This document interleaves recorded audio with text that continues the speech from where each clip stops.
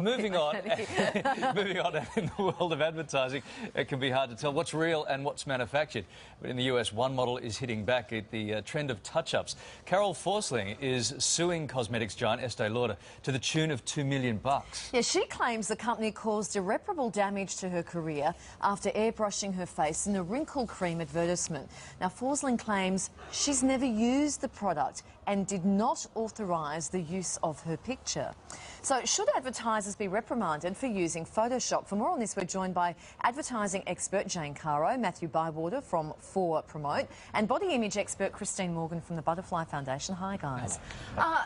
Jane, is this model on the money here, or is digital alteration something we should just accept and get over it because it's happening all the time? Well, she's absolutely on the money. If they didn't get her permission, if she's never used the product and they've just taken her photo and used it, that's bizarre. How a professional... I can't imagine why Estee Lauder would ever do that. No, so it's that's kind of bizarre crazy and illegal, and she's absolutely on the money. I also have some sympathy with the idea that this photo retouching is going way too far. I don't know that any women really believe those before and after half and half shots. I mean, if you believe any of them out there, stop it now, because it's just rubbish. And I think that what we're really selling when we sell these anti-aging products is hope. And I think in a way, it's kind of sad, isn't it? Here's a model doing it because her career's ruined. No one's challenging the advertisers for misleading and deceptive advertising.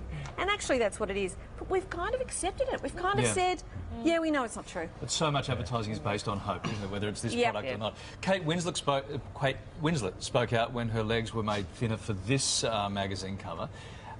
Kim Kardashian spoke out when they removed her cellulite. Matthew, how much of this goes on without us even realising, or as Kylie said, do we know that we look at a picture and we go, that's been done, of course it's been done?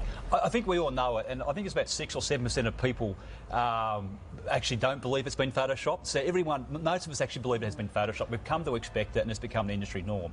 I actually think there's an opportunity for Adobe Photoshop here. They can come out with the world's #1 appearance removal wrinkles out in the market. They've done more wrinkle removal than anybody else. So, but going back to what Jane says, I actually think Carol's not on the money. I think she's trying to be in the money.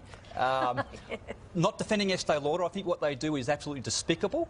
But a question is, if she's a world-class model, she's probably worth more than $2 million over her career, as she puts it. I'm just wondering whether that's just a sort of low score to try and get a quick settlement out of Estee Lauder.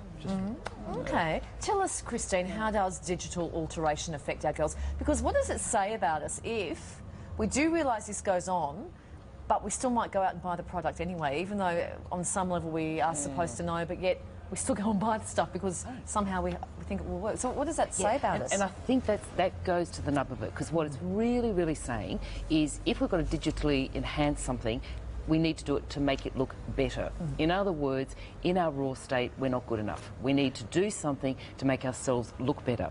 So I guess what's really happening when we go out and buy it is we're buying into that and saying, well, if people expect us to do this because they want us to look better, then maybe that's what we've got to do in order to conform. And that's where it really has such a problem, particularly for our young people, because we're really saying to them, you're just not good enough unless you make yourself look more what we want you to be. Okay, but Jane, just quickly, why do advertisers keep on doing this? If everyone keeps going on and on and on and on and on about it, as we do, and yet it still keeps happening, what's going to happen? What's the answer? I think they're buying into the fact that, and I agree with Christine here, they're buying into the fact that women are so self-critical.